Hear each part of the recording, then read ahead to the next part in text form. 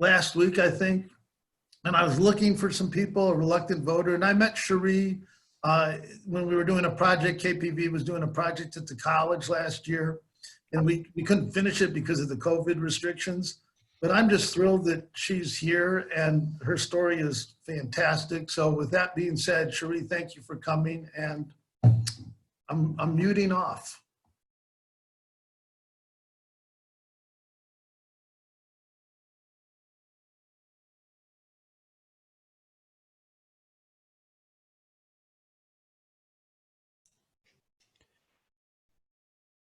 Well, it looks like Cheri may be having some trouble with her internet connection as well. You might try turning off your video and just using audio only. That might help a little bit.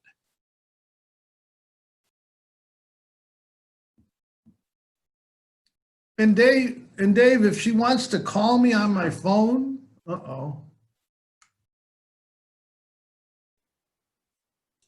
Well, it looks like we've lost her connection altogether. So, Dave, let me call her and see if I can get her on the phone. And maybe she could do it over the phone. I'm calling her right now. Can you hear me? Yes. Okay, because I've sort of lost whatever I had too. Well, it looks like she just came back on. Oh, good. Okay, I'll get off. Hello? Cheri, are you on? I'm trying. I think it finally reconnected. Dave said, I'll keep you on. If you can't get on, maybe you could just talk over my phone and the people can hear you. Okay. Let's try, Let me see the host. Oh, I think I may have gotten it back on my phone. It says the host would like you to unmute. Okay, I'm gonna, good. You're on. Is that working? You're good. Bye. Oh no. Oh. Shoot. I don't know what's going on. It's like. Well, it looks like you're good. Go ahead and talk. We can see you. We can hear you. Awesome. Okay. Hello. Sorry about that, guys. I guess I'm having some technical difficulties on my end. Well, like Alex said, my name's Cheri Mendez, and I'm just here to talk a little bit about why I was a reluctant voter, but just going to share a little bit of my story with you. So growing up, I had always really looked up to the suffragettes, and I was so grateful for the right to vote. I was in student council, and I was really excited to turn 18 and be able to legally vote.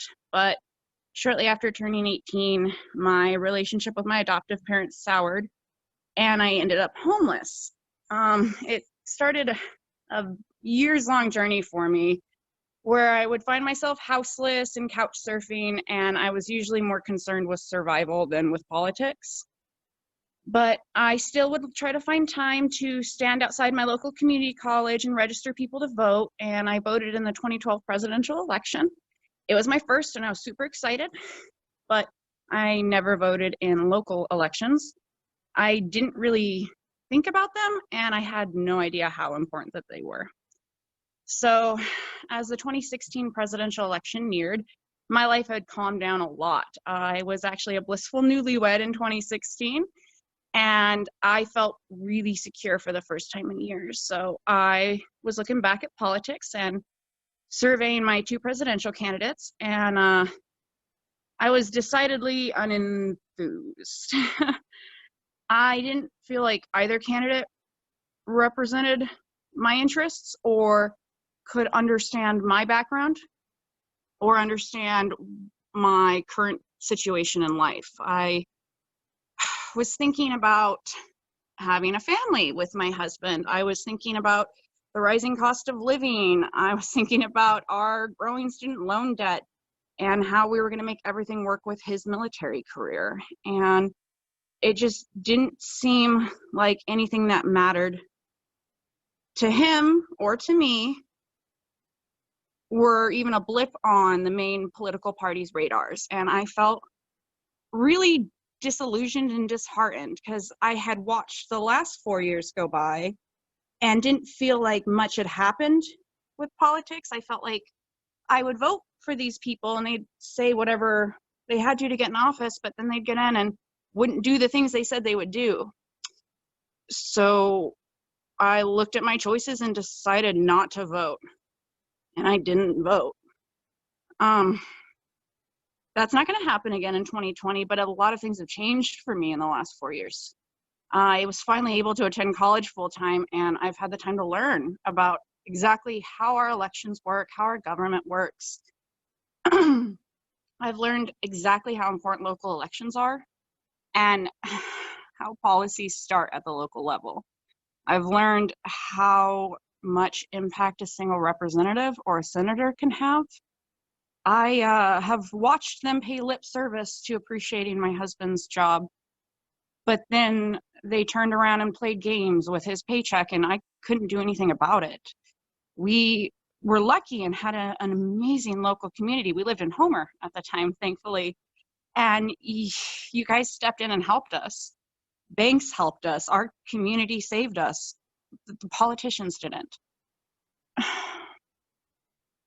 So I kind of watched our American dream drift further and further away over the last 4 years. And even before that, we were juniors in the 2008 Great Recession. So we saw family members lose everything.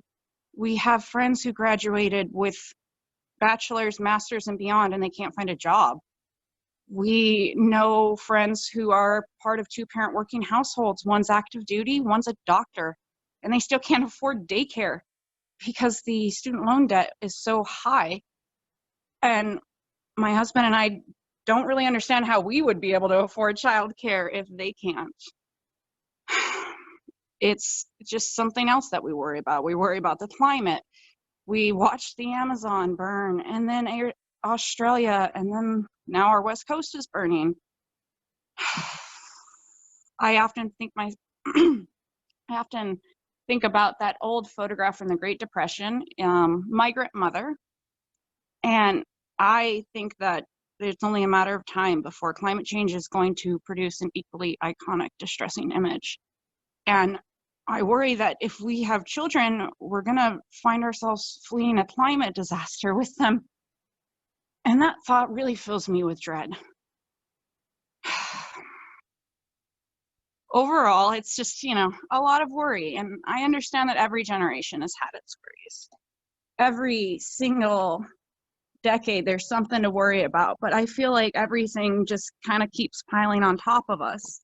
We worry about healthcare, Social Security, Medicare. My mother-in-law recently made a joke about how we have to pay for Social Security, but we won't be receiving it. And she wasn't the first person over 50 to point that out, and it's something else that we worry about. My husband plans on doing his full 20, and we hope that we'll get the healthcare afterwards, but he constantly worries about veterans benefits or healthcare being cut because they've been threatened before. We're just in a perpetual state of worry, and we realize that we live radically different lives than our parents did at our age. When they were our age, both of our parents had houses, they had children, they had careers, and they were living the proverbial dream. Everything was looking up.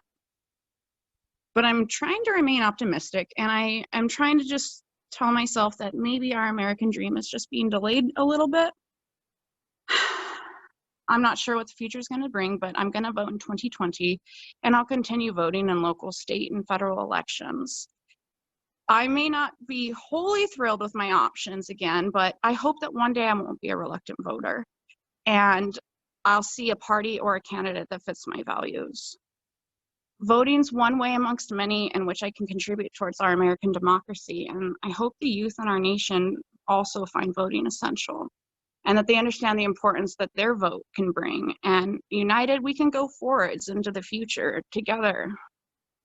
And that's just kind of my little story about why I was a reluctant voter, and I appreciate everyone listening with empathy. And I would encourage you, if you want to have a conversation with someone about voting, just approach it like that with empathy, because you will get so much more when you remember that we're all just American citizens. We're all here together, and we all just want what's best for the future. So thanks for having me, guys.